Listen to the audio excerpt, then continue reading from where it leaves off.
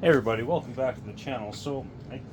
I made a video of me taking apart this proyama PCS 50 yesterday, but I went on to tangents about politics and tariffs in the United States, so I decided not to post it.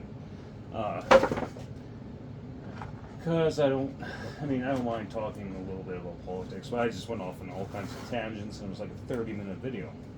But anyways, I got this proyama. I bought that early on in doing the YouTube channel when I first started porting saws. That's before I wrote everything down. So I took it apart because I wanted to revisit it, and I was actually surprised by the numbers. Like, I don't know if I think I might have blind ported it. I don't know. Like, it's the hell where the numbers at.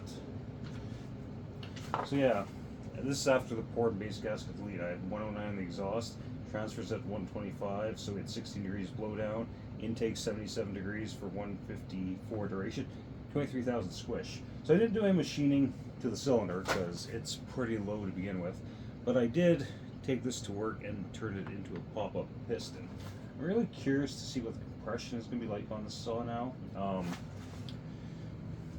Hopefully it's going to be pretty good. Cans I'm just laying around. Yeah, we've had really weird weather today. We've had 2 snow squalls in the city here. Anyways, as for the numbers on this, all I did was raise the exhaust groove. I'm happy with the transfers. When I blind ported it, I did some transfer work, and I don't want to revisit that. But I did raise the exhaust port. We'll see what it is, because I don't like the amount of that it only has 16 degrees blowdown. I do not like that the exhaust was at 109, because that's pretty high. Where's the locator? What the hell am I doing? I should really start bringing my reading glasses down here with me. That might make life easier. Getting old sucks. Needing reading glasses really sucks. I'm trying to fight that. Well, it's funny because a guy at work, Mark, he went to the doctor, and he's like me, wears contact lenses. But they gave him bifocal contact lenses. Like, how the hell does that work? He says they work great, but I just can't wrap my head around that. But he can't buy dailies like that, or if he could, they'd be insanely expensive. I like wearing dailies because I don't have to having to worry about storing contact lenses every day. Okay, so there's that. We need some moto seal on this little bastard.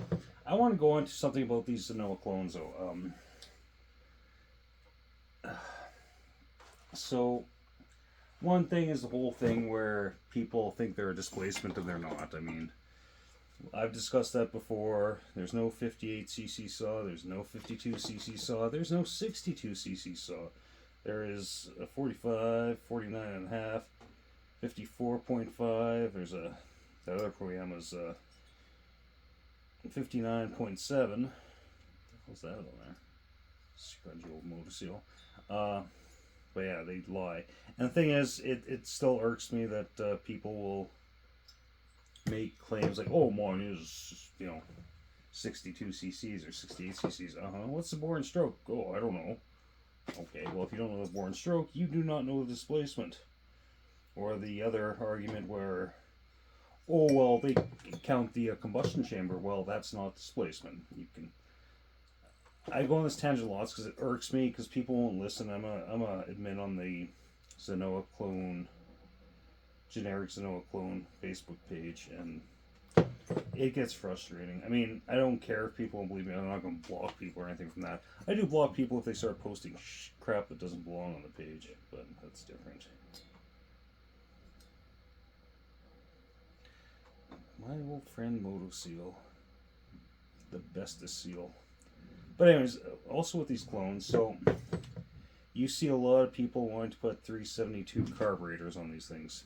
You know what? If you want to do that, good for you. I've done it twice. And it ain't worth doing. And let me tell you why. Now, your mileage may vary. Now, especially because a lot of people do do the 372 mod to stock saws. And you really shouldn't do that, because one thing is, well, even though you may say, oh, well, it's 62cc saw, well, it's not a 62cc saw, and you're putting a big-ass 372 carb on there. And it's unnecessary. It really is, because all these saws especially once you get past when you get to the 54.5cc versions of these, um, they seem to have a lot of intake on them, and that's probably to compensate for a small carb. Maybe, and like I'm not saying that's the way it is because there's a lot I don't know about chainsaws. Still, I'm always learning. Everyone is. If anyone is on Facebook porting a saw and claiming they know everything, they're just full of themselves. But anyways, I've done that mod twice, and what did that mod get me? 0 gains. In fact, one time there's no improvement, and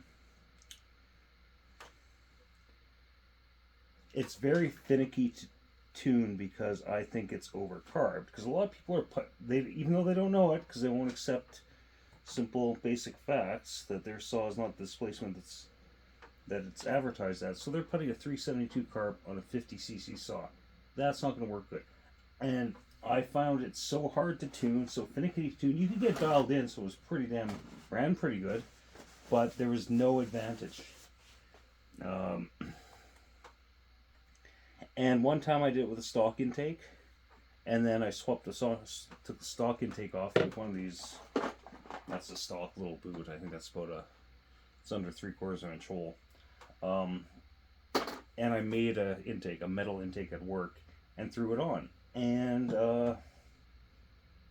same thing. It was not pleasant, especially in a climate like mine where, like this week, we had temperatures up in the 40s. This weekend we have temperatures down to I think minus 23 Fahrenheit. It's going to be cold.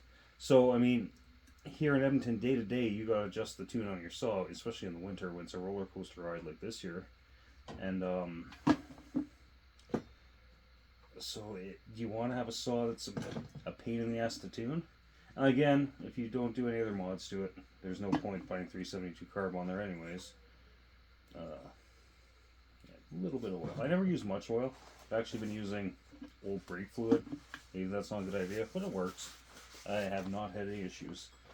Anyways, let's get this thing on. I'm wondering what the compression's at on this thing, because I'm only putting the cylinder on today. I got some TV. My wife and I have been watching that show, Westworld. So I actually kind of like it. It's weird, but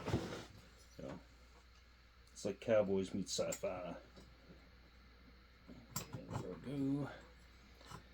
And I didn't even know that, but my boss actually told me that that series was based off of an early 70s movie called Westworld with Yul Brynner in it.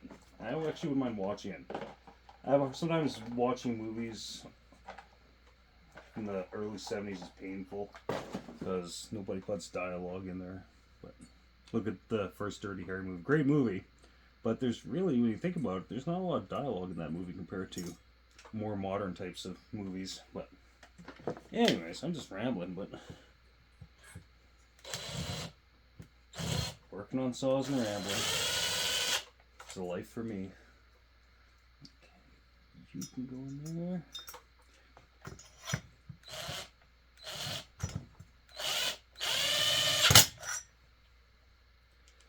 You can go in there. I want to check compression, so I'm probably going to throw the recoil cover on. Hopefully nothing, hard to see it. Okay, nothing's hitting. Since I did make a pop-up, I was worried about stuff hitting, because that does happen sometimes. Although if you're familiar with these saws, you know the combustion chamber shape, and it's not really that much of an issue. Okay, you can just slide away. But I just want to see what the compression is, and like I said, there's a light coat of oil in there. I don't go crazy with the oil when I'm assembling saws because... But although you give compression numbers, some people, we put oil in there as well. Okay, well, when you run a saw, you put oil in there too. Okay, let's throw the recoil. The saw needs a good clean too, which I'll do at some point. Okay, where is... Oh, there it is. Lost my impact driver. That's the kind of day it is.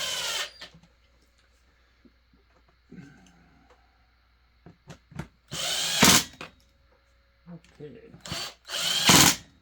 Curious to see what the compressor's at. I have no idea what this is at before. I could probably go through my old videos and find out, but these saws stock are usually around 150-ish.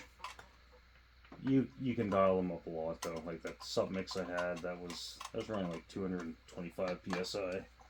It was a stout little saw. Okay, what kind of compression do we got on this bad boy? I'm also gonna see what the timing's at too on the exhaust too. Should have done that first, but whatever.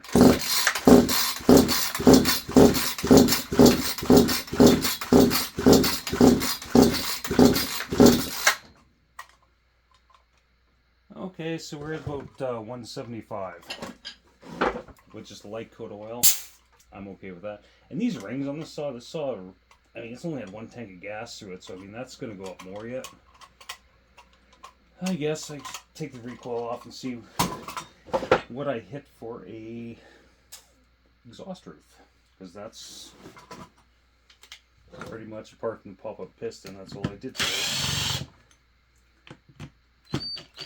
Oh, one other thing I'm going to do to it, because this saw came with 3/8 regular chain. I'm going to swap it over to 325 because it's a 50cc saw, and in my opinion, I think a 50cc saw should be running 325.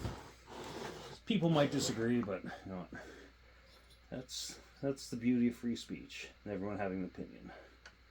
You're allowed to have an opinion. It's not like we're in a commie country. Yeah. Let's turn that thing the right way. Dum dum. Okay. Turn you on. Find my piston stop thingamajiggy. That needs to be replaced badly. Okay. So let's jam you in there. Zero that. Go to the other side. We got 56, so we'll roll that down to 28.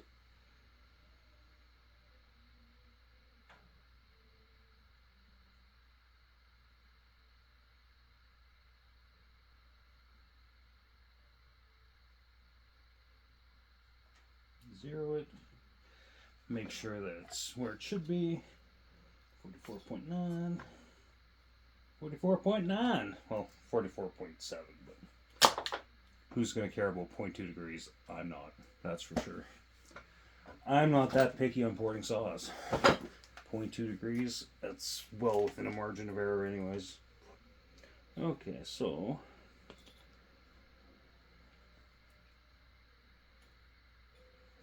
that's actually an exhaust port. Okay, that pops open right there. That's 75, so 90 plus 15, we're at exactly 105, and we have 20 degrees blow down now. That's exactly where I wanted to stand up. If I would have posted the video I did last night, that's what I said. So okay, we're 105 on the exhaust, 20 degrees blow down, and 77 on the intake. That's still a lot of intake timing in my opinion, but we're just going to roll with it. So why not? Anyways, that's it for today. Hope everyone's having a great Thursday. Everyone stay warm if you're somewhere cold, because it was nice today, but the wind's blowing, blizzard, like the snow swell's crazy. Anyways, take it easy. Catch you guys next time.